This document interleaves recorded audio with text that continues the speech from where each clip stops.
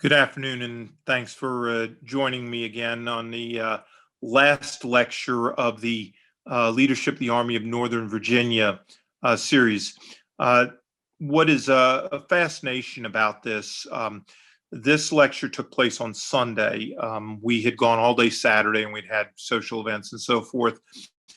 But we needed and wanted to do a tour, and of course, Virginia Military Institute maintained the Hall of Valor in Lexington, about a mile or about an hour and 20 minutes north of Lexington, straight up Interstate 81. Indeed, 81 bisects the battlefield tragically, but the important elements of it too, the cadets are still intact, and you could access the other side of the interstate going through a walkway underneath Interstate 81 to get a good sense of the fighting between Sigel and John Breckinridge and the VMI Corps cadets. And so we decided to go up and do that tour and then have a final banquet and a dinner and a concert, which would be presented for us by the BMI Glee Club. And so our last speaker had also written the book, the first book that is still in print, almost 50 years later, on the Battle of Newmarket, and that was William C. Davis. Jack Davis, at the time, had just finished up as being the editor-in-chief of Civil War Times Illustrated, which was the most circulated and popular Civil War periodical of the time. Jack had made a lot of bones up in Pennsylvania in that area. He was the editor for selecting all the Civil War history books for the History Book Club. He was also a kingmaker who selected historians to ride on the Delta Queen and take trips up and down the Mississippi River, drinking bourbon and having a good time. So everybody knew Jack, and Jack was a good time, and Jack was fun, but Jack was also a serious, a non-professional historian whose life was immersed in the Civil War. Excuse me. And Richard McMurray was particularly close to him because Richard did a lot of tours and fit in very well on the Delta Queen. And one of the things that McMurray used to do, and I hope this will show up, is he used to make fun of Jack whenever he'd introduce him and stuff. He'd say, "This is Jack Davis conducting research." And of course, what he was mimicking was Jack just typing endlessly, because Jack produced a prodigious amount of books. I think his publications now, at this stage, he's ceased doing all that. He's been married a couple other times since then, and is now settled down and has aged a bit and retired from a professorship at Virginia Tech, working for Bud Robertson. But at the time, I think Jack had done 30 to 40 books and was coming out with a book a year in addition to all the other things he was doing. And so for McMurray, whose books were slim and infrequent, a professional historian, he was looking at Jack Davis, who was making money hand over fist, producing books that everybody wanted to read. And he used to pull his leg a little bit with joking about his ability to pop out a book every year. And the VMI book about the Battle of Newmarket had come out fairly early in his writing career, and was still the best book on the subject, because Jack just wrote well. And if you ever have a chance to read it, there have been other books that have been done on the Battle of Newmarket since then, more scholarly and perhaps even more accurate. But at the time, the book was a good read, and Jack was popular. And with us at Newmarket and McMurray and these other people with us, there was no question I was going to ask Jack Davis to come down and join us, and he certainly did. And that was the beginning of a long relationship that is still very friendly with Jack these many 20 some odd years, 24 years later. So I had great regard for Jack then. I still have that regard for him now. And it was a real treat for us to make him the capstone of our program. So please sit back, relax, and enjoy When Boys Became Men The Battle of Newmarket by Jack Davis. History is about when the darling of the Confederacy engaged in combat in that orchard. Jack Davis, I really do not have to introduce to you. Many of us have the privilege of referring to him as a longtime friend. And before this weekend is done, as it grows to a close, all of us will be able to say that. His writings are legion. He could veritably outfit a regiment with his own volumes on the Civil War, which has brought this awareness to the point that it is today in our nation. He is a longtime friend of this battlefield, a longtime friend of Civil War interest and preservation and interpretation. And it's a delight to have him back here again, as he has visited this spot many times over the past 25 years, to have him back again to relay the story as only he can. Jack?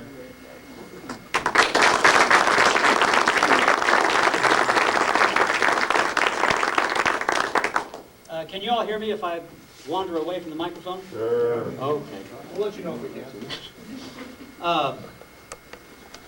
I have to start out immediately with a story that only just occurred to me. I've long had a habit, or practice, let's say, with making a speech of 5 or 10 minutes before delivering the lecture, disappearing to some quiet place just to take a brief final look at my speech notes. Not to read them all over, but I'll just open up a page at random and look at a few lines, and in that last moment, not infrequently, some new thing to add or some opportunity to make a joke at Richard McMurray's expense. Something will leap from the page at that moment. Richard and Charlie and I do a fair bit of traveling together on the Delta Queen Steamboat Company steamboats out in the Mississippi and the Ohio, Cumberland, and Tennessee. We did a brace of these cruises just last September. And on this boat, before going in to deliver a talk, I thought I would indulge myself in this practice of checking my notes again. And the only place to step into, near this, it's called the Grand Saloon, where the speaking takes place, was the men's room, which is fine.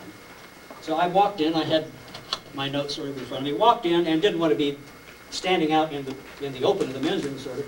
So I looking a little peculiar while reading, so I just walked into a stall, closed the door, leaned against the wall, looking at my notes.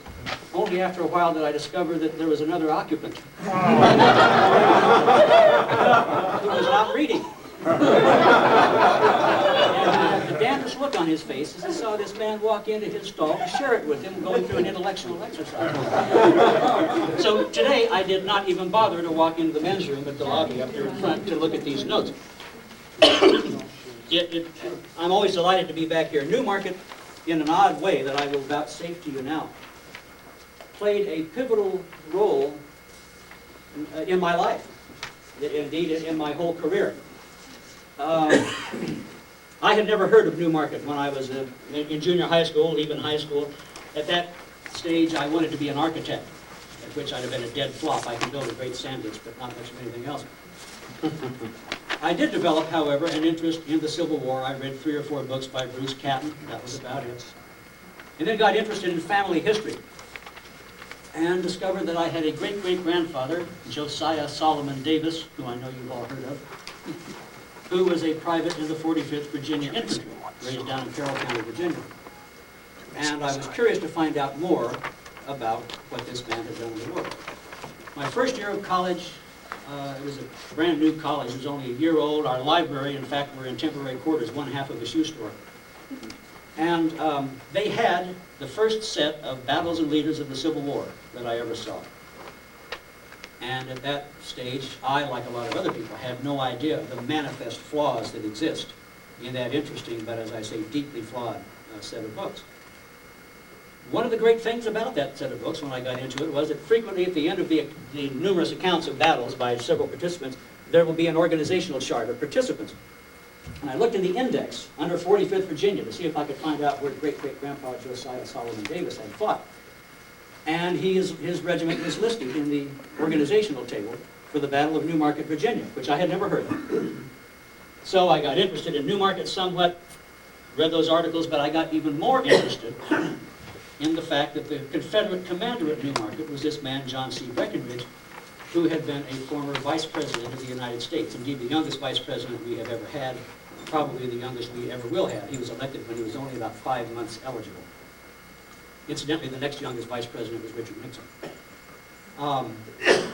I got fascinated with Breckenridge, forgot about my ancestry entirely, and as a college freshman started researching what became my first book, a biography of Johnson Breckenridge, which in turn, I wrote an article about him that was published in Civil War Times magazine when I was a junior in college. That led to my being asked back there for a summer job after I graduated. The summer job lasted 21 years. And virtually everything in my writing and professional and historical career has grown out of that job, that first book on Breckenridge, all growing out of that first article, which in turn all goes back to that organizational chart in Battles and Leaders of the Civil War. I have since found out that it was a mistake. The 45th Virginia was 100 and some miles away in southwest Virginia. My great-great-grandfather probably never saw Breckenridge. He was never at Newmarket. My entire career, appropriately enough, is based upon an editorial error.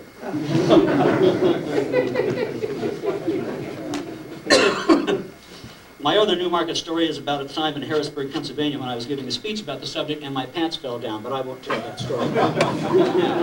So my Newmarket associations, nevertheless, are somewhat mixed.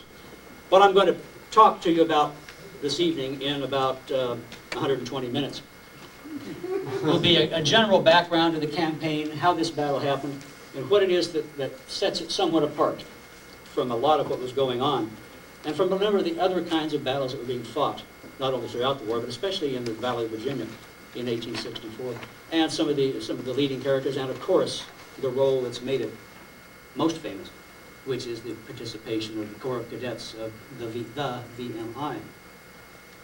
A man named Charles Halpine, a very noted newspaper correspondent in the 1860s, wrote in 1864 that all the romance of the war is in this valley. And what he meant was the valley, the Shenandoah, as we know it now. And it was a tremendously romantic place. This had been Stonewall's Valley. This had been Turner Ashby's Valley. This had been Mosby's Valley, McNeil's, all of these other names that rang then as they ring now in memory and indeed legend, helped to bestow a certain aura about what took place in the Shenandoah, upon the Shenandoah, even as the war was still going on. But beyond being romantic, it was also a very important strategic geographical location as well. It's a natural pathway of invasion, northward into the north, southward into the heart of Virginia, and on to the western flank of Lee's Army of Northern Virginia on the other side of the Blue Ridge. It was a grain basket, a bread basket, not just for Virginia, but for the Confederacy. Its crops were tremendously important in feeding Confederate armies. It is through the Shenandoah, primarily through a junction in Stanton, that the major, indeed I think the only, reliable rail link between Richmond in the east and the Western Confederacy passes. It had industrial resources. It had the Virginia Military Institute, which continues to turn out graduates and officers during the course of the war. So in the spring of 1864 is approaching, and U.S. Grant is deciding that now that he's got the supreme command, what he needs to do is cripple the Confederacy. It's obvious that an attempt to neutralize the Shenandoah is going to be a part of his overall strategy. And you all know what it is. It involves Nathaniel Banks, the great hero, going up the Red River, trying to neutralize the Trans-Mississippi. It involved William T. Sherman moving overland out of Dalton, Georgia, based at Chattanooga, to take Atlanta, and eventually, of course, to move on to the sea.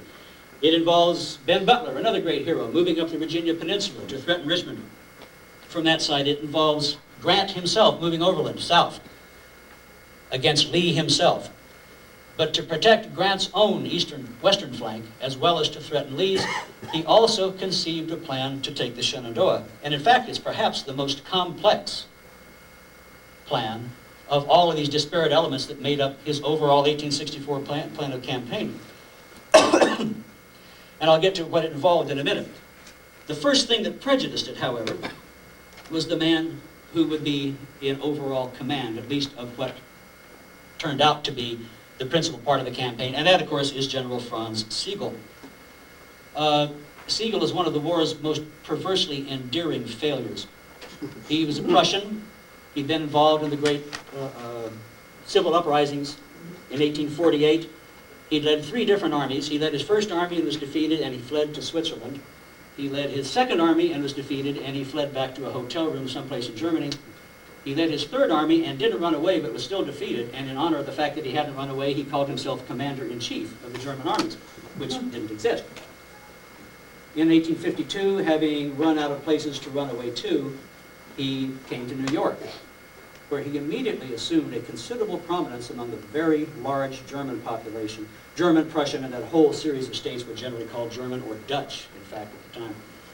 And they represent the largest non-English speaking group of immigrants in the North, which means they're a very important group for enlistments and for support to the Union war effort, which is how men like Siegel, Louis Blenker, and the Carl Schurz and others achieved considerable prominence and early on, and sadly even later on, influence in Union military affairs, because making men like these generals will help to persuade all those German immigrant men to enlist and to follow them into the army. Which is why, even though he had a stellar career in which he miserably performed on almost every battlefield of the war, Wilson's Creek, Pea Ridge, 2nd Manassas, Fredericksburg, the fact is, the German soldiers who fought him were still proud of him, and of course you've all heard, I think, the great cry that they would utter, "I fights mit Siegel." There was even a song to which that was, music was put to music. They were proud of following behind this man they regarded as a military genius. Indeed, there were those who maintained and tried to politic to get Siegel to get the General-in-Chief command instead of U.S. Grant. Picture to yourselves how the war might have turned out in that case. The Union would be fighting a last-ditch stand somewhere inside the Arctic Circle. He was a good organizer, however. Siegel, like many of these people, was a very good paper soldier. Given his part of the command of the campaign that was to take place, he went to work with some energy, based out of Chambersburg and later out of Martinsburg, West Virginia, in assembling an army and training and organizing them. By late April, he's built an army of 20,000 men. You should go through Siegel's papers sometime at the Western Reserve Historical Society in Cleveland, Ohio. He did these beautiful charts, organizational charts of his whole army, involving different colored pencils, relating to the different functions performed by different regiments, and then with cross colors and with different shadings to show the interrelationships between this brigade and that brigade. It was a brilliant piece of artwork. Unfortunately, he was not able to translate that into the field. He also suffered an almost crippling adherence to cronyism. You hear a lot about that. We've heard about some of it yesterday in some of the talks. You hear a lot about cronyism when people talk about Jefferson Davis or about Braxton Bragg. It needs to be remembered that cronyism is a two-edged sword. Grant commits cronyism with Sherman and Schofield, and certainly not with Thomas, but with others. Yet that worked to the good. Lee perhaps could be accused of committing cronyism by adhering to Stonewall Jackson, who many other Army commanders might not have dealt with effectively, because Jackson was a difficult personality. So cronyism can be good. Unfortunately, it can also be bad, and in Siegel's case, he was a terrible judge of men. Most of the officers on his staff and a fair number of the officers in division and brigade command in this army he's putting together are fellow German or European expatriates. And the fact that they were German or European did not automatically mean that they were not good military men.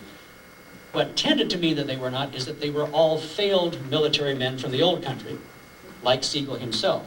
So it wasn't the fact that they were Germans that made them bad soldiers, it was the fact that they had been bad soldiers while they were in Germany. Worse yet, some of them could barely speak English.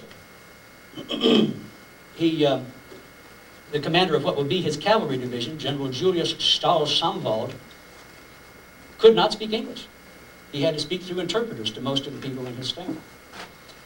Another of his subordinates would be General Jeremiah Sullivan. He at least was a Native American, but Siegel detested him. Sullivan had been forced on Siegel, so Siegel was not happy to have him. He had one general nobody could talk to, and another general that no one would talk to. Not a good way to put together an army. His mission as part of Grant's initial overall strategy was simply to move his army south, which is to say up the valley, to Stanton, and to stop there. That's all Grant expected Sigel to do, and probably Grant didn't feel very sanguine that Sigel could even accomplish that. Meanwhile, down in southwestern Virginia, there was a new man in command as well. Southwest Virginia was one of those forgotten theaters of the war. It's a big, big area. Several counties of the southwestern part of the state. It sort of spilled over into bits of North Carolina, bits of eastern Tennessee, even chunks of the southern part of what is today West Virginia.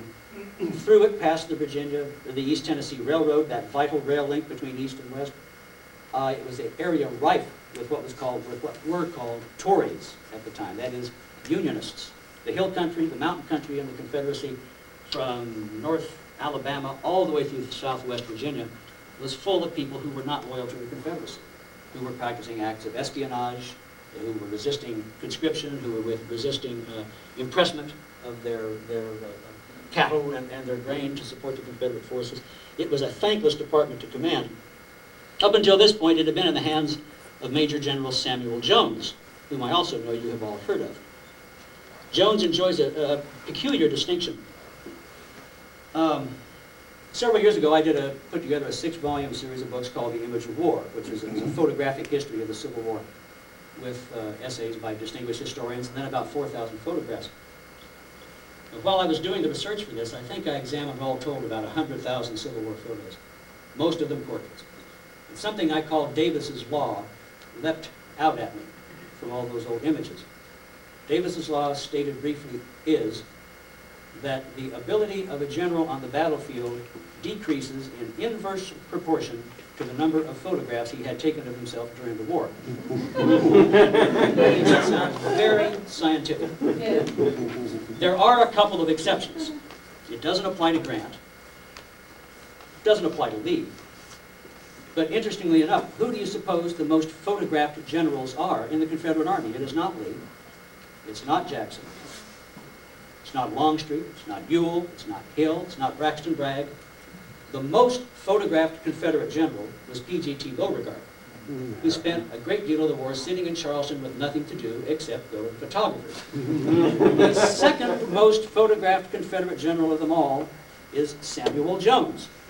We've got him from front, from the left side, from the right side, smiling, with a beard, without a beard, with a light gray uniform, with a dark gray uniform. The man was a virtual Cheryl Tiegs of the Civil War. But on the battlefield, he accomplished nothing. And by early 1864, Richmond, having left Jones in command in Southwest Virginia for more than a year, realized that he was not the man for the job. And so they called on John C. Breckinridge, who took command on March 5th, 1864. I won't take time to go into a lengthy background about Breckinridge. He is not a professional military man. Lawyer, congressman, vice president, candidate for the presidency. He came in second to Lincoln in the Electoral College vote in 1860. But of course, he was soundly defeated. After that, he was a senator from Kentucky. He never favored secession. He was not particularly pro-slavery himself, but he was a proponent of a more or less strict construction of the Constitution. He was tremendously influential and extremely popular in Kentucky. Kentucky in 1860 and 61 was regarded as a pivotal state, militarily and strategically. As Lincoln himself would say, to lose Kentucky is to lose the whole game. It was feared by Union authorities in Kentucky that if Breckinridge used his influence to try to persuade that state to attempt to secede and go south, that he might in fact have been able to accomplish that. I don't think that's true, but they thought it was true. The result being that while he had not done anything to break the law, they ordered his arrest. And he was faced with the choice either of going to what was called at the time a Yankee Bastille. There were a number of political prisoners arrested early in the war. Or of going south and casting his lot with the Confederacy. And as the lesser of two evils, what he did was go and become a Confederate general with no military experience. He'd been in the Mexican War. He'd not seen a minute's battle. His military expertise in the Mexican War consisted of keeping a good record of where the best water holes were, so that when his men had to march from Mexico City back to Veracruz, they would know where they could stop and get a cool drink. But he had this political influence. More people had voted for Breckinridge for high office than had ever voted for Jefferson Davis, the new president. So it's obvious that Davis needed to give Breckinridge some high command commensurate with his political influence. He made him a brigadier general and sent him out to Albert Sidney Johnston's army in the West. and he commands a corps at Shiloh. He goes through most of the major battles of the Western Theater, through Chickamauga, through Chattanooga. His corps collapsed, along with most of the rest of the Confederate Army of Tennessee, at the Battle of Missionary Ridge. The fault did not lie with Breckinridge any more than it lay with Bragg or most anybody else. The whole army just simply was in a position that was too thinly held, and they were spooked, essentially, by seeing George Thomas's army march against them. No one seems to have blamed Breckinridge for his corps' behavior, certainly not in Richmond. But he could not stay in that army any longer. They needed him someplace where they could use his political influence, and where what had become a demonstrated capability as a small unit, that is to say, a division commander. He'd been good on the battlefield up to division command. So there was a certain logic in putting him in charge in southwestern Virginia, where the problems were not just military, but also heavily political. And there's no time to get into the political management of that department. But what he found was something that required a lot of management indeed. This whole department, several thousand square miles, had a total of 5,175 men of all arms who had grown soft on garrison duty, and they had to cover this immense piece of territory. One of his colonels, Colonel George Patton, 22nd Virginia, would write when Breckinridge arrived that at night we can do nothing but sit around the fire, fight our battles over again, and there have been few of those, and conjecture what we will do in the coming campaign. These men had been living a life largely of boredom until the spring of 1864, and until Grant put together what was going to be a pile driver assault on the Department of Southwest Virginia. What he envisioned to come against Breckinridge in that department was to hit Southwest Virginia from 4 sides simultaneously. 10,000 men under E.O.C. Ord would come through West Virginia to hit the railroad running through the department. George Crook and cavalry would lead several thousand more from Charleston, West Virginia, heading straight toward Stanton, Virginia. William Averill would lead his cavalry through the Kanawha Valley, or Kanawha. I have never known how to pronounce that. Kanawha? Thank you very much. To take the Shenandoah. And then Sigel himself would move south up the valley, leading anywhere up to 10 to 15,000 Federals to link with Crook at Stanton. In short, there were between 30 and 35,000 Union troops poised to be aimed at the Shenandoah and the Southwest Virginia, defended at that time by about 6,000 Confederates. Fortunately for Breckinridge, unfortunately for the Union, Franz Sigel was miffed because he wasn't in charge of the whole show, and he started to compromise the campaign from the very beginning. He refused to cooperate with Ord. Worse, he started writing to his political friends, and he had powerful political friends in Congress, politicking behind Grant's back to get these congressmen to force Grant, or better yet, to force Lincoln, to put Sigel in overall control of this entire campaign. As a result, by late April, Ord had gotten disgusted and essentially asked to be relieved from any involvement in it. Grant had become disgusted with Sigel and was sending him letters essentially slapping him down, but Grant's hands were still tied where Sigel was concerned, because Lincoln felt he had to keep Sigel in command for political reasons. Significant portions of this 4-pronged plan against Southwest Virginia are canceled, and the rest gets replanned and restructured. So that finally what is to take place are simply 2 movements. Sigel is to move south with now only 9,000 men of all arms and about 28 pieces of artillery, divided into 2 divisions, an infantry division commanded by the man he hates, Jeremiah Sullivan, and a cavalry division commanded by the man who can't speak English, Julius Stahl.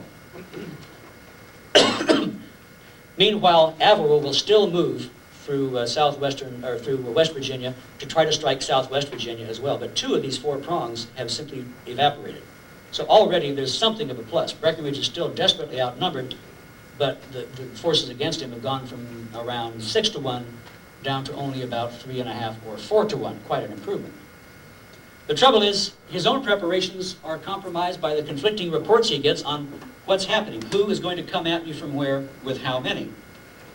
Meanwhile, he spends his time trying to train these troops, trying to augment his forces. He lucks out and gets from western North Carolina, a small brigade of only 900 men. Keep in mind that at the beginning of the war, a regiment would have more than 900 men. Now, General Gabriel C. Wharton's brigade, the whole brigade, has only 900 men. But that's a big augmentation of Breckinridge's force. Lee can send him nothing, and repeatedly tells Breckinridge, essentially, you are on your own. What Breckinridge is finally on his own with is 4,000 infantry and about 2,600 cavalry, and he has the option of calling out the Corps of Cadets of the Virginia Military Institute if he feels it necessary. The 4th of May, 1864, he gets word that Sigel has definitely advanced from his base at Martinsburg. That same day, he gets word that Averill is advancing towards southwestern Virginia, through western Virginia. Combined, that Averill and Sigel total more than 20,000 men. Breckinridge has 6,000. When Breckinridge wires to Lee in Virginia, this is May 4th. The Wilderness Campaign we heard about this morning is just starting to explode. Breckinridge wires to Lee saying, what shall I do? Shall I go after Averill? Shall I go after Sigel? Lee essentially wires back and says, go after Sigel, but I can't advise you, do what you think best. So Breckinridge decides to try to stop both of them. He left most of his 2,600 cavalry in southwest Virginia to meet Averill's threat and put his infantry on the road. It's 44 miles from his base in southwest Virginia to the railhead where he could put these men on trains to send them north towards Stanton. But then everything seems to happen at once. First, he learns that Averill is closer than he believed. He has no choice but to leave behind more of his troops under General John McCausland, cavalry and infantry both. Then he learns there will be no trains arriving at Jackson River Depot to take his men north. If he's going to get what remains of his army to meet Sigel, he has to march them all the way. His 1st Brigade under General John Eccles at that point is 143 miles away from Stanton, Virginia. Gabriel Wharton's brigade is 187 miles away. They're going to have to get those people there entirely on foot, or so he believes, and in a matter of days, because Sigel is only 90 miles away from Stanton at the same time. It appears to be a hopeless situation. Breckinridge himself set an example by setting off on May 7th to organize his campaign. He took his staff with him on horseback, and in 2.5 days they rode 145 miles, which is a pretty fair clip, to get to Stanton to start organizing an army that isn't there. Sigel helped, as he helps throughout the entire campaign, by moving very slowly. And then what happens as well during this campaign that ensues is a model of the most effective possible use of cavalry in an open field campaign, of what cavalry should and can do. You heard an excellent talk this morning from Dennis Fry about Mosby as a multiplier. Mosby and others are not a multiplier in the Newmarket campaign, but they are a major league subtractor. Mosby starts sniping at Sigel's flanks as he moves south toward Winchester, then beyond Winchester. And every time Mosby hits Sigel's flanks, Sigel panics a little bit and detaches a chunk of his cavalry to go after Mosby, who, of course, they never catch up with. Mosby out of Martinsburg, excuse me, after Sigel leaves Martinsburg, Mosby actually managed to infiltrate forged orders into Sigel's camp, ordering his portions of his wagon train to leave the army, which Mosby then very happily takes control of after. So Mosby's giving orders to Sigel's own people before this would have stopped. Then you've got John H. and Jesse McNeil, the great partisan Rangers of Northern Virginia, who make a spectacular raid on Piedmont and do more than $1 million worth of damage to rail stock there and to supplies and munitions built up in that place, which forces Sigel to detach yet more of his cavalry, making the man essentially a paranoid. He was already paranoid, but they really played on that with a vengeance. Every raid from now on, and these little bee sting raids, but every time the cavalry on either flank or in his rear make these little stings, Sigel detaches more and more of his cavalry and even some infantry to protect his rear, to protect his supply line, and to sort of guard his you-know-what. Once Breckinridge reaches Stanton, he encounters the small cavalry brigade of General John D. Imboden, and he sends Imboden out immediately to continue doing what McNeil and Mosby and the others have already been doing, so that the situation by May 10th starts to improve dramatically. Sigel has been so slow that he's given Breckinridge's brigades time to move. John Eccles, who had that 140-some miles to march, by May 10th is only 35 miles away from Stanton. He's been pushing his men at a rate of over 18 miles a day, which, if you know anything about Civil War movement, is light speed. Wharton has about half of his brigade marching, but had the good fortune when he reached Jackson River Depot to find a train there after all, so he managed to put them on the train, and they were actually coming into Stanton by May 10th. The rest of the army, still marching hard, will wire to Breckinridge saying, we will reach Stanton, the situation is gradually but steadily starting to turn around, but it's still desperate. And so it's on May 10th that Breckinridge sends the order to call out the cadets of the Virginia Military Institute.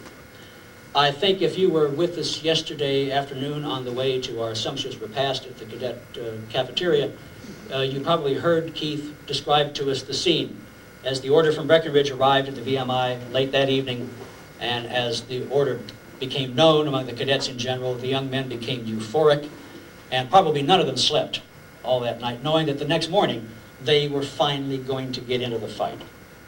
They'd been called out a few times before, but they'd always been false alarms. This was going to be their chance to see action and to become men.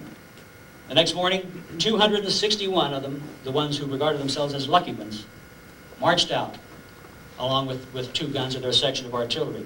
27 dejected boys, most of them in poor health, were left behind as a guard for the Institute.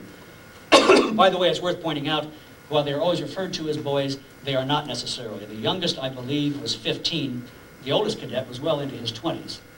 And the average age was about 18 or 19, which is not significantly different from the average age among the youngest legal enlistees or draftees in the regular Confederate forces. But certainly there were still a significant number of these young men who were well under 18. The same day in Stanton, while the cadets are marching out, Wharton finally arrives in the train. Eccles comes marching in. Breckinridge receives 500 reinforcements in the form of the reserves of Rockingham County. These are men he won't use. They're mostly too old or infirm really to be of much use in battle. And the cadets are on their way. By May 12th, his army is complete. He has 3,500 infantry, 12 cannon. He has Imboden's cavalry, a total of about 5,100 men. Where a miracle has been performed. On May 7th, when Breckinridge arrived in Stanton, his entire army consisted of himself and 4 members of his staff. 5 days later, his army is complete. Meanwhile, presented with the fact that he had Sigel and an army of 9,000 advancing toward him, and he had an army of 5 men, he concluded to attack, apparently thinking that he had the Yankees surrounded. Everyone else expected that he would stay at Stanton, form a defensive position, and allow Sigel to come toward him. He did not. He refused to stop. I don't know how Breckinridge got so pugnacious. He was not a rash commander as a rule. I can only speculate that maybe he was a pretty good battlefield commander with small numbers, in a division-size command, which essentially is what he has at Newmarket, about the size of a division. But he was never rash. But I sometimes wonder if maybe the criticism that he had gotten from the performance of his corps at Missionary Ridge may have put a little extra spring in his step going into the Newmarket campaign. Or maybe it was simply knowing how vital it was that he not stand at Stanton, but get at least to Newmarket, if not beyond, to push Sigel out of the army. Because if Sigel holds Newmarket, he has access through Newmarket Gap, which you can see right out the windows here, to the best road there is, right on to Lee's exposed left flank as he's now battling Grant in the Wilderness Spotsylvania campaign and what ensues. So it's very important not just to stay in place in Stanton, but to get to Newmarket. I determined not to await his coming, said Breckinridge, but to march and meet him and to give him battle wherever found. Sigel's march gets slowed up even more because Imboden divides his forces and sends out 2 substantial raids on either side of Sigel's advancing force.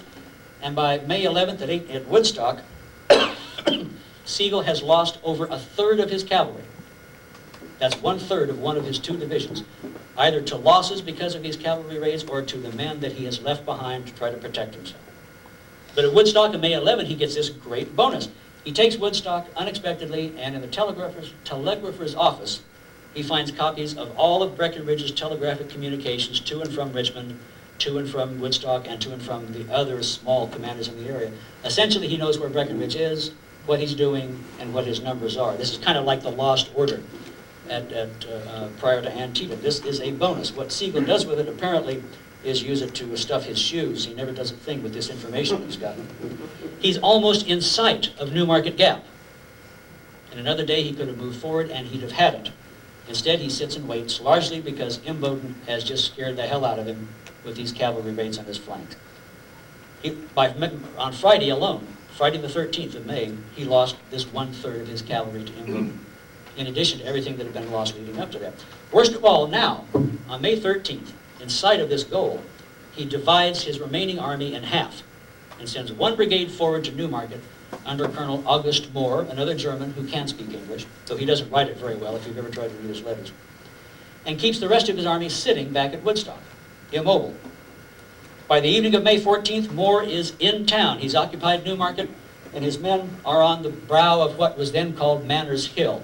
When we pulled into the park, when we pulled off the interstate and made an immediate hard right turn, there was an old two-story brick house with a sign in front that said Cavalry Museum on it. I don't know if that is the original manor house or not, but the manor house was in that vicinity at the time, and that first slope we went up at that time was known as Manners Hill, and that is where Moore put his brigade. It hadn't been a real good Friday the 13th for Breckinridge either. Marching hard up to get to Newmarket, there was a tremendous thunderstorm and lightning hit and put out of action 11 men of the 23rd Virginia Battalion. The cadets were exuberant, however. They got a lot of teasing from the old veterans. The veterans would swear around them and like to look at the look of shock on the boys' faces when they would say these awful words. One particularly vile and vulgar veteran was actually bound and gagged by his fellow soldiers to keep him from embarrassing the young men. Some of the others sang nursery rhymes to them and taunted them that your mama's never going to see you again, boy. Wouldn't you like a little sugar nipple to suck on before you go into battle? Stuff like that. There are even stories that they sang Rockabye Baby to them. It's not likely unless they were clairvoyant, because the song was not written until the 1870s, about 10 years later. But, you get a lot of this clairvoyance in the Civil War. By Sunday, May 15th, they are on the verge of Newmarket. And I think it begins to occur to several of them that there were all sorts of portents surrounding them. It's a Sunday, May 15th, 1864. This is the valley. This is Stonewall's Valley. Stonewall fought his greatest battles on Sundays. This day, May 15th, is 1 year to the day from the date that Stonewall was buried in the cemetery in Lexington. Breckinridge's march to reach Newmarket had been a page right out of the marches of Jackson's famous foot cavalry. In fact, some of his men, as I'll tell you later, marched faster than Jackson's men had. Unfortunately, the Confederates are outnumbered, just as Jackson was all too often outnumbered. There were a lot of these portents, but for whom and for what kind of outcome, no one could say. Breckinridge at first, even in the night, set up his first line of defense on what's called Williamson's Hill. It's hard to pick out today. We drove through it, but if it wasn't pointed out to you, it doesn't make much sense to tell you what it is. Essentially, where Manners Hill is, where the old manor house is, that's in a little defile, a little valley that was at the time called the Newmarket Valley. And that is where we made that left turn to come up to get to the park here. The tall, rather commanding hill to your left, as we made the turn, is Shirley's Hill. There is another hill about a half a mile or so south of that was Williamson's Hill. It's not as good a position as Shirley's, but that's where Breckinridge first set up. And on the morning of May 15th, he sort of expected that maybe Moore, who's the only Confederate in his face at the moment, might advance against him, and that would be a good place to defend. But Moore didn't. And so Breckinridge changed his mind. He decided that he would move forward to Shirley's Hill and start planning an offensive. He rides ahead of the army up to the brow of Shirley's Hill, which has an incredibly wonderful view of the whole battlefield. It's one of the best places anywhere, in any Civil War field, I think, where you can see where a commander planned a battle, and you can see how and why he planned it, because you can see the whole battlefield from that spot. According to John D. Imboden, who is not always reliable, he was a frequent contributor to Battles and Leaders of the Civil War, it took Breckinridge 5 minutes to plan the battle from the brow of Shirley's Hill. At 10 a.m., he pulled out his watch and he said, "I have offered him battle and he declines to advance. I shall advance on him. We can attack and whip them here, and I will do it." First of all, he starts shifting his troops around in the line up on Shirley's Hill, the old dodge that probably goes back to the Macedonians, if not before, trying to give the enemy the notion that he has more troops than he does. And boy, does it work. Breckinridge has only about 3,000 infantry total. Sigel will report that he has 20,000. Imboden then takes the Jackson role that Breckinridge gives him. Newmarket, the town sits astride the Valley Pike. Off to our left, excuse me, is the North Fork of the Shenandoah River, which is pretty impassable, and there are bluffs along most of it on this side. About a mile and a half over there on the other side of Newmarket is what is called Smith's Creek, which at that time, thanks to rains, was also pretty much unfordable, except at established crossings. Breckinridge sends Imboden across Smith's Creek, away from the battlefield, to ride on the other side of the creek, around behind Sigel's army, which has crossed over the Shenandoah River up north of us about 2 miles. And Imboden's mission is to burn the only bridge there is across that river. If he can burn that bridge or put it out of action, that portion of Sigel's army that's on this side of the river will be trapped with an unfordable river at its back and Breckinridge's army at its front. It's a page right out of Chancellorsville. As Imboden rides off, Breckinridge sends Wharton forward. The men come off the brow of Shirley's Hill and march down into New Market Valley. And they begin to encounter their first fire from Moore, who only has 3 regiments and 2 batteries. One of them, the 30th New York Battery, commanded by poor, unfortunate Captain Adolf von Kleiser, of whom you will hear more. Wharton gets his men to the New Market Valley essentially safely. John Eccles and his brigade, Eccles is, by the way, he's a VMI graduate. As are Imboden, Colonel George Patton, Colonel George Edgar, commanding the 23rd Battalion. Almost all of the brigade and regimental commanders at New Market are, in fact, VMI graduates. Breckinridge is one of the few high commanders who is not. After Eccles, the cadets who are in reserve have their first exposure to fire. They start marching down the hill, apparently in perfect order, according to all those who witnessed it. They take their first casualties. A shell explodes overhead, and 5 of the boys, the young men, go down wounded. They're wearing these coatees, these unusual uniforms that most Confederate civilians have not seen, and they've got this strange flag that they're following that is not the usual flag Confederate soldiers are seen following. One young girl in Newmarket runs back to her mother yelling, "The French have come! The French have come!" Which would have made an end to it for Breckinridge for sure. Once they safely get down into Newmarket Valley, Breckinridge reforms, and they spend about half an hour in which there's a lull in the battle. Moore is still up on the breast of Manders Hill. The Confederates are down in that little valley. And then the Confederates move out. Almost without a fight, Moore's brigade, who is now outnumbered, get up and start to pull back. At this very moment, Julius Stahel arrives on the field and, seeing the situation, wisely orders Moore to pull back because Moore is outnumbered, will easily be flanked. Sigel himself finally reaches the field. He's had a bad day so far. It began with someone stealing his flask of brandy. Sigel liked to start his morning with brandy, scrambled eggs, and the Shoney's buffet being hard to find in those days. Then, of course, his advance was slowed because of the enemy cavalry that had been harassing him. Then, amazingly, the advance of the balance of his infantry was slowed because the cavalry was in front of it, and the cavalry was moving slower than the infantry.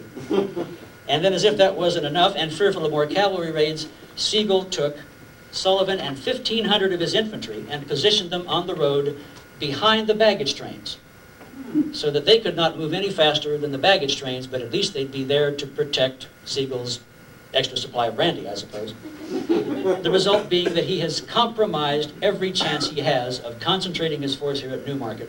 And worst of all, he gives Sullivan orders not to come any farther forward than Mount Jackson, which is 3 or 4 miles from the battlefield. What he was thinking of, no one knows. As Moore pulls back, the Confederates take the town, and Breckinridge starts to shift his men around. He really now, for the first time, sets up a genuine battle line. Gabriel Wharton's brigade on the left, covering largely the ground that we are on now. John Eccles' brigade off to the right, astride the Valley Pike and to the other side. This is good ground, as you will have seen, or as you will see if I finish before dark, for infantry to advance across. It's fairly open. The other side of the Valley Pike is somewhat more broken. There are more ravines and defiles. Smith's Creek winds back and forth and would make it difficult for an infantry line to advance. So Breckinridge from the first, I think, realizes there will not be much fighting east of the Valley Pike. The real battle is going to take place on the pike and here to the west. And of course, he sent his cavalry around the flank. There have been heavy rains almost immediately. People start having trouble slogging through this heavy mud. For one thing, it forces Breckinridge to keep his artillery on the pike itself. This is a macadamized road. It's more or less like hard gravel at the time. But at least it is not going to be as muddy and as impassable for artillery as certainly these fields were, that are all churned up by thousands of men marching across them. In fact, Breckinridge begins now to realize that his artillery may be a key to the battle. He's got these 18 guns. They're on the Valley Pike. He has, there's no place for a reserve in this line now. He's got everybody up in the front line except the cadets. So he in fact fills a part of his front line with the artillery, which he will personally command through the balance of the battle. He referring to them as a skirmish line of artillery, and as the line moves forward, the artillery will move forward right along with the infantry, not just firing covering fire, but as an offensive unit themselves. He stays with them for the rest of the day. By 2 p.m., the Confederate advance is ready to continue. There's an artillery barrage. Poor von Kleiser has one of his guns disabled and has to abandon it. The War Department in Washington will later decide that he did not try hard enough to get that gun off the battlefield, and they will dock his pay $625. And he will spend years after the battle trying to get his money back, which I don't believe he ever does. Sigel, having already divided his army in half at the beginning of the day, now takes what he's got on the battlefield itself and divides it into two lines 3/4 of a mile apart, which is not a bright thing to do. Breckinridge's advance simply pushes back the first line, almost without resistance, and shoves these men back on Sigel's main line. Some of them don't stop at the main line and just keep retreating right through it, which tends to lead to disorganization and even panic on the part of some of the men in Sigel's main line, which is set up on Bushong's Hill, which is the eminence off in that direction. When we made that circle around in the buses, we passed the Bushong house and then went beyond it a little bit and turned around. If you looked up to what would have been sort of the west of us, you'd have seen an eminence up there with, I think, 3 cannon on it. That's the summit of Bushong's Hill, and that, in fact, is pretty much where Sigel planted his right flank, which was 2 batteries, 12 guns, and then he spread the rest of his line out from there down to the Valley Pike and across it. He had these 2 batteries on the bluffs up there. The 34th Massachusetts, commanded by a Colonel Lincoln, not related to the president. Next to the 34th Massachusetts, the 1st West Virginia. Next to them, the 54th Pennsylvania. If you had looked off to your right as we were driving toward the Bushong House, you might have seen the one monument there is on the battlefield on the other side of the, down toward the pike, which is the 54th Pennsylvania monument. It's a soldier standing up on a pedestal pointing toward heaven, which is where a lot of them wound up that day. And von Kleiser and his now 5 remaining guns he put in the center of his line. It was a bad lineup for a variety of reasons, worst of all because he only had half of his remaining army there. Furthermore, he made the mistake of giving Sullivan improper or maybe simply imprecise orders. One of the difficulties is that nobody speaks the same language in these outfits. Spiegel, catalog guy. Sigel, when confused, forgets English and starts to jabber in German. Many of his staff only speak German or halting English. You've got Stahel, who's a Hungarian, who doesn't speak very good English and only imperfect German. You've got other staff officers who are Polish, who are from the area that would today be Czechoslovakia, and then some speak English. What you have is Sigel giving orders, and to get these orders promulgated throughout his command, they have to go through multiple translations. The English have a game they call Chinese whispers, in which you line up 6 people who are bilingual, and in at this end, a fellow will whisper, "To be or not to be?" That is the question. Into the ear of the person next to him, who will in his head translate it into French, and say that into the ear of the person next to him, who translates it into German, who says it into the ear of the next person, who translates it into Swahili, and he whispers it into somebody else's ear, having translated it back to English, and what started out as "to be or not to be" comes out, "Gee, what do I take for this jock itch?" And this is what's happening in Sigel's high command. I'm being slightly hyperbolic, but only slightly. So many of his people don't know what it is he's trying to tell them to do. And all the while, Breckinridge is pushing his line further forward, leading the artillery himself. Even the Federals will later, in fact, compliment the handling of the Confederate artillery. The rebel line gets to the yard of the Bushong house, and there they're stopped.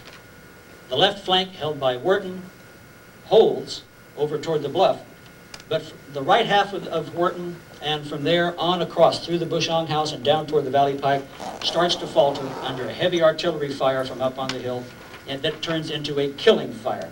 The right half of the 51st Virginia is almost dispersed and sent back. The 30th Virginia Battalion, commanded by Peter Odie, who, by the way, went to the VMI, is forced back.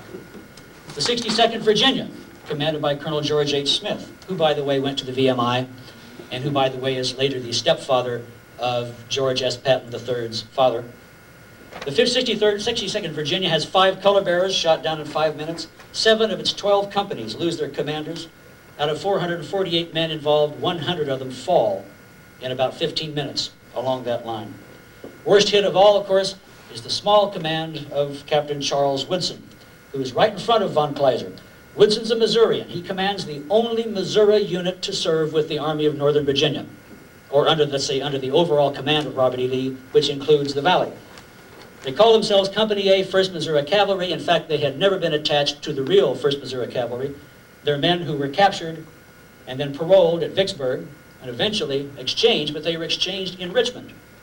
And they're just sort of trying to get back to Missouri. This is as far as they got, and 60 of them organized themselves informally as Company A, 1st Missouri Cavalry. At the end of about 15 minutes, there will only be 20 of them left. Woodson himself will go down.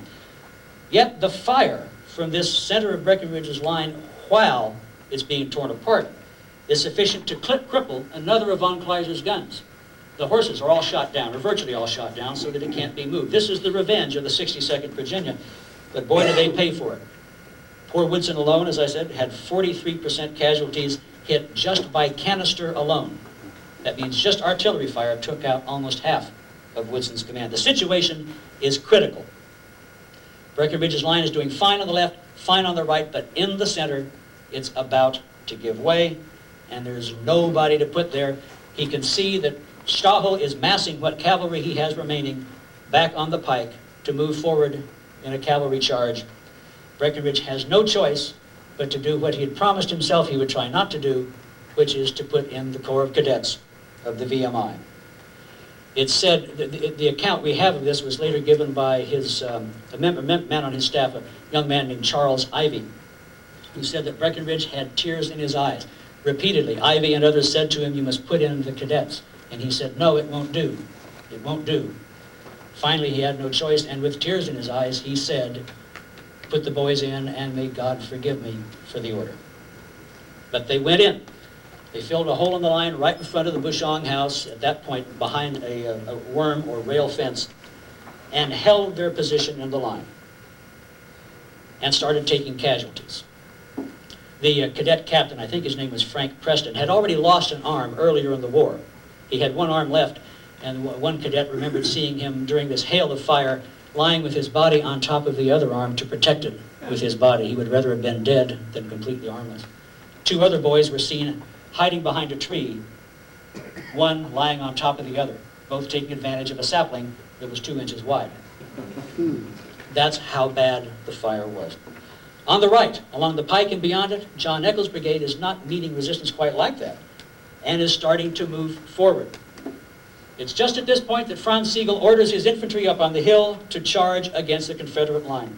The whole thing is bungled from beginning to end, and here in this infantry charge you have the final denouement, if that's the pronunciation, the final proof of how ineffective poor Sigel was as a commander. Due to all his losses during the course of the campaign, due to his bungled orders in leaving half of his army back at Mount Jackson and dividing his army in half here, Sigel actually only has engaged in this battle, by the best estimates I could find, a total of 3,745 men out of 5,245 available. More than 1,500 men available to him aren't involved. And this is out of an army that was almost 10,000 when he started. 3,745 actually engaged. Breckinridge uses every man he was able to muster from all around southwestern Virginia and put in everybody except the Rockingham Reserves. And his total number of men engaged is 3,746. By all the best estimates on this battlefield, Breckinridge, who started out at a disadvantage of more than 2-to-1 odds against him, actually outnumbers the foe by 1 man. Worse yet, when Sigel orders this charge, he only has 1,700 men left to send forward against 2,800 rebels in Breckinridge's line. Sigel is up there babbling German to himself while he's now having blown a 2-to-1 advantage or better and is now attacking at odds of 2 to 3. The Confederates, with almost no difficulty, repulse Sigel's infantry attack. It's a shambles. In the course of it, the 34th Massachusetts suffers 50% casualties. The cadets and the 62nd Virginia themselves repulsed the 1st West Virginia, which never reforms. They hit Shirley's Hill and keep going toward Chambersburg and perhaps Rochester, New York, leaving a wampum hole in the center of Sigel's remaining line. And then, of course, at that moment, the Confederates, almost on instinct, countercharge. This is when the boys in the VMI Corps have to march across the famous Field of Lost Shoes, which you were probably able to see out there. It's an area where it is low enough that water sits there, and I think there's no grass in it at the moment. And it became such a mire that it literally sucked the shoes off their feet. This was not a pleasant battle to fight in. By this time, it's raining heavily. These are not pristine fields like these that we see here today. Many of these were pastures, a lot of animals, cattle and probably sheep, were pastured in these fields, which means there was a lot more than mud to worry about when you're marching forward. You know, at any moment you could step in some McMurray.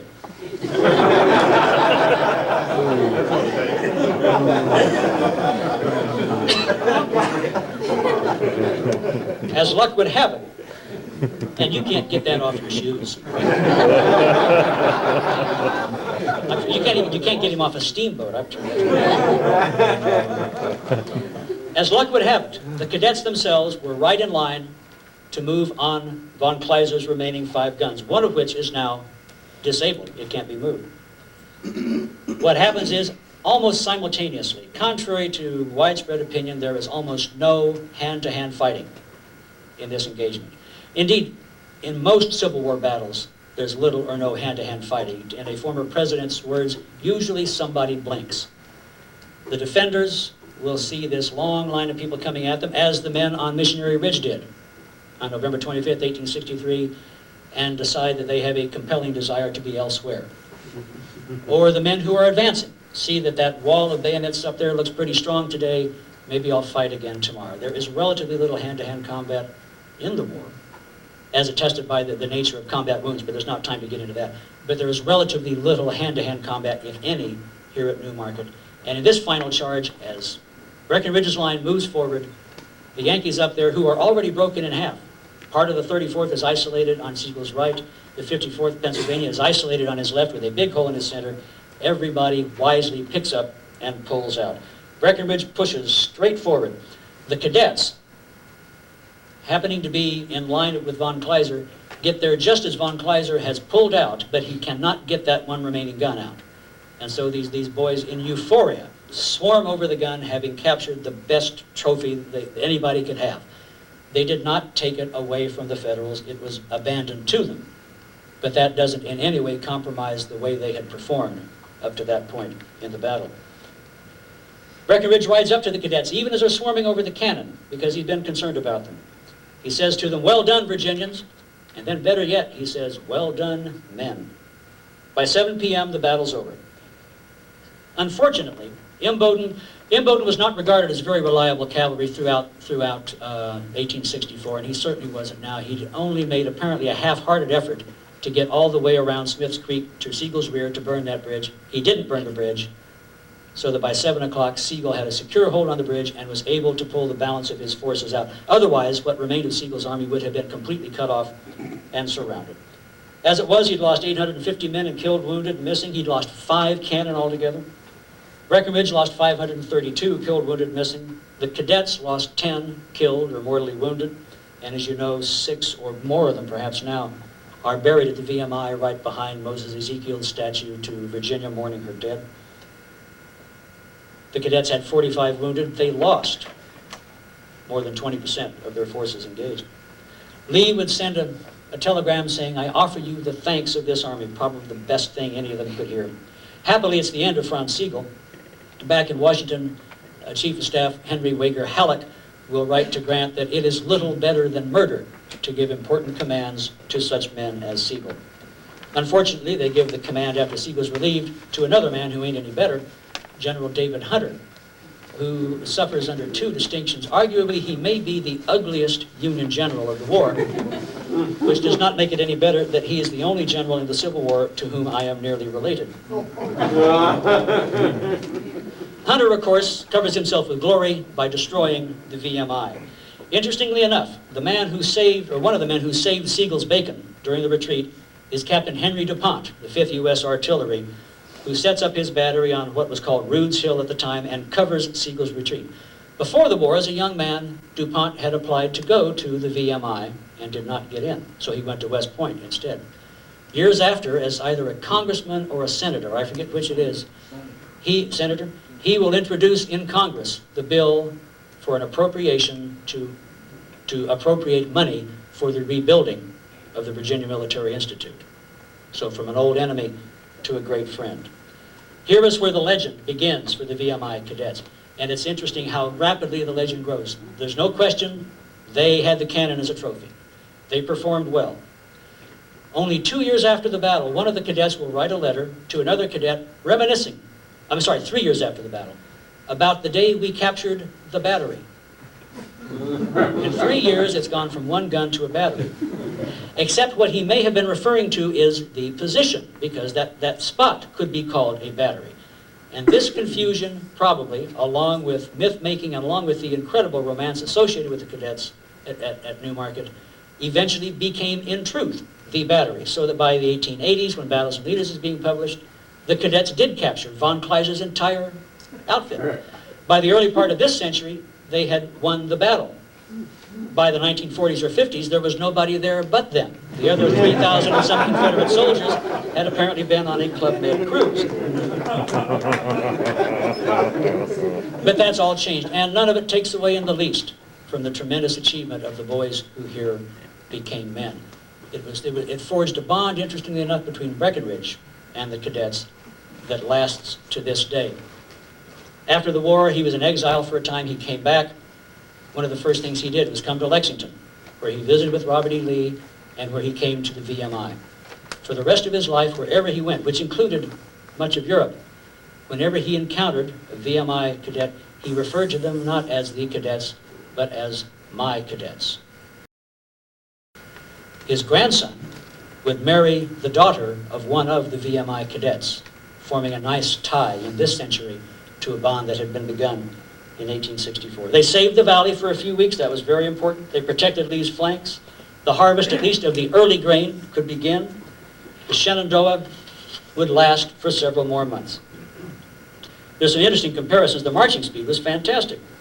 Stonewall Jackson in his famed Valley Campaign, when his men got the sobriquet of foot cavalry, marched an average of 14.1 miles per day in their campaign. In the advance to Newmarket, Eccles marched 17.9 miles per day. Gabriel Wharton's men marched 23.5 miles a day. Jackson would have been proud of them. Like Jackson, Breckinridge had managed to concentrate his entire army in one spot for maximum effective use. Imboden, unlike most of his performance in the war, and the other cavalry, especially McNeil, Mosby, and others, had performed much as had Turner Ashby of old. Breckinridge had taken the initiative and held it. He used his artillery very imaginatively. Some people even made a lot out of the fact that Stonewall Jackson's horse was Little Sorrel. We saw him day before yesterday at the VMI. Breckinridge was riding a brand new horse someone had given to him, and its name was Old Sorrel. An interesting coincidence.